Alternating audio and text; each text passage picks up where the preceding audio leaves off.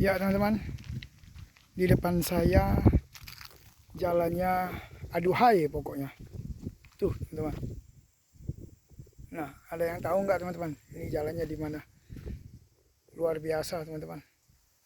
Untung aja ada yang buat jalan di sebelah kanan itu ya teman-teman ya. Untuk motor. Jalan untuk motor.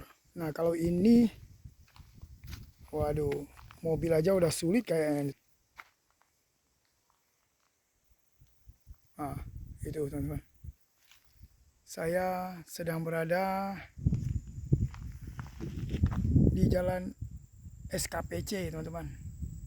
SKPC menuju ke SP3 Kecamatan Tempunak Kabupaten Sintang ya teman-teman ya.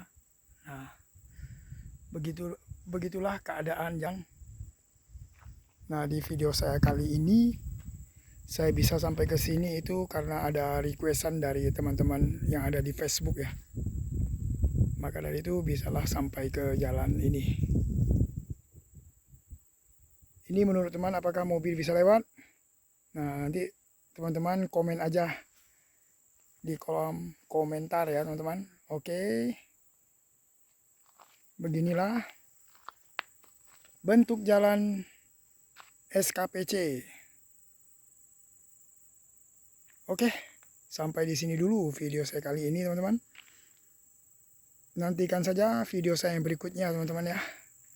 Tentang setiap lokasi yang ada di Kabupaten Sintang. Oke, selamat siang. Sampai jumpa.